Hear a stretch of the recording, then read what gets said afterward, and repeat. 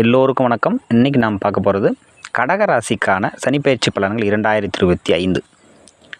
இதுவரை அஷ்டம சனியாக இருந்து வந்த சனி பற்பல தடைகள், பற்பல இடைஞ்சல்கள், அது வேலை செய்யக்கூடிய இடம், தொழில் செய்யக்கூடிய இடம், சமூக வாழ்க்கை என்ற அனைத்திலும் தந்து வந்தார்.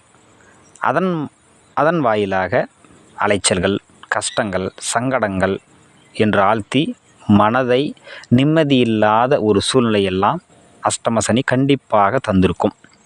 அதுபோல் எல்லா திறமைகள் இருந்தும் பதவி உயர்வு இல்லை, சம்பள உயர்வு இல்லை, அல்லது எல்லா பொருத்தங்களிலிருந்தும் திருமண தடைகள் வந்து கொண்டே இருந்தது, குழந்தை பாக்கியம் இல்லை, இவ்வாறாக பல பிரச்சனைகள். அதுபோல் சமூகத்தில் அவப்பெயர், தேவையில்லாத அவப்பெயர், செய்யாத தவறிற்கு பொறுப்பேற்கக்கூடிய சூழ்நிலைகள் உருவாகியிருக்கும். விபத்துக்கள் சில நடந்து வாழ்க்கை முடக்கியிருக்கும். இதெல்லாம் அஷ்டம சனியில் கடகத்திற்கு சனியானவர் தந்து வந்தார். மார்ச் மாதத்திற்கு பிறகு அஷ்டம சனி விலகுகிறது. அவர் 9ஆம் இடத்திற்கு பெயர்ச்சி ஆகிறார். அதாவது பாக்கியஸ்தானத்திற்கு சனியானவர் பெயர்ச்சி ஆகிறார். இந்த அஷ்டம சனி விலகுவதால் இதனால் வரை வாழ்க்கையில் இருந்து வந்த அனைத்து துன்பங்களும் கண்டிப்பாக விலகும். நன்மைகள் வந்து சேரும். எப்படி சேரும்? வேலை, தொழில், வியாபாரம் இந்த இடங்களிலெல்லாம் நல்ல தனலாபங்கள், பதவி உயர்வு, சம்பள உயர்வு, தடைப்பட்டு வந்த திருமணங்கள் கைகூடுவது, தடைப்பட்டு வந்த அந்த குழந்தை பேறு அந்த பிரச்சனை நீங்கி கர்ப்பம் தரிக்கக்கூடிய நிலைகள், வாரிசு உருவாகக்கூடிய நிலைகளை அது கண்டிப்பாக தரும். இதனால் வாழ்க்கை முழுவதும் ஒரு புத்துணர்ச்சி பெருகும். நம் வாழ்க்கை இவ்வளவுதானா என்று ஏங்கி வந்தவர்களுக்கு மன நிம்மதி கிடைக்கும். பொதுவாக சொல்லப்போனால் கடந்த 2 ஆண்டு காலம் தடைப்பட்ட அத்தனை சுப நிகழ்ச்சிகளும் வீட்டில் வரிசை கட்டி அரங்கேறும். இன்ப சுற்றுலா செல்வது, அதனால் ஒரு புத்துணர்ச்சியான மனநிலைகளில் மனிதன் லயிப்பது போன்ற நிலைகள் உருவாகும். அதே போல் திருமணம்,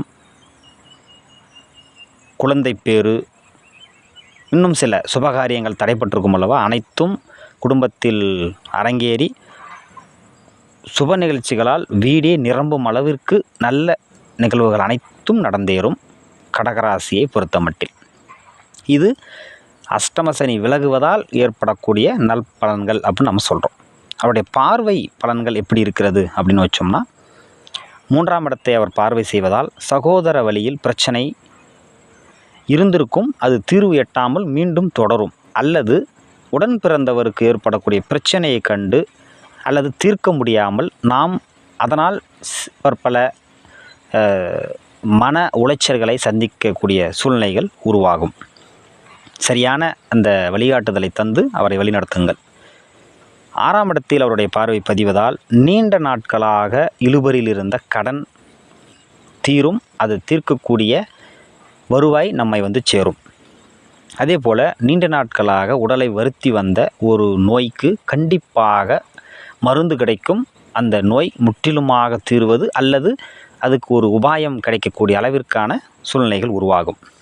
அதே போல் எதிரிகள், அது 2-3 வகைகளாக இருக்கிறது. வாழ்க்கையில் சமூக எதிரி, வேலை செய்யும் இடத்தில் ஒரு தரப்பு எதிரி, அல்லது போட்டியாளர்கள், இப்படிலாம் சொல்லுவோம் இல்லைங்களா, அவர்கள் கண்ணு கெட்டாத தொலைவிற்கு விலகி போவார்கள். அதை சனி செயல்படுத்தி காட்டுவார்.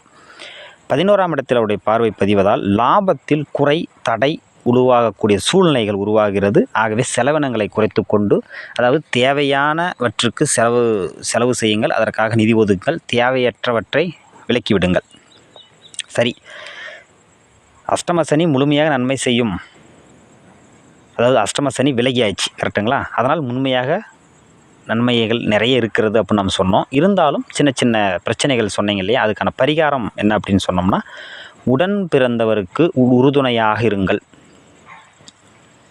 எந்த பாரபட்சம் இல்லாமல் அவருக்கு உதவுங்கள். அது கண்டிப்பாக நன்மை செய்யும். அவர் அதை நினைத்து பார்க்காவிட்டாலும் சரி. ஏன் என்று சொன்னால், மீண்டும் ஒரு பிறவி நாம் எடுப்போமா என்று தெரியாது. அப்படி எடுத்தாலும் அவரோடு பிறப்போமா என்று தெரியாது. ஆகவே இதுதான் இந்த பிறவிதான் நமக்கு இருக்கிறது, இந்த பிறவியில் அவருக்கு என்ன செய்ய வேண்டும் என்று நினைக்கிறீர்களோ அதை செய்து விடுங்கள். நன்றி.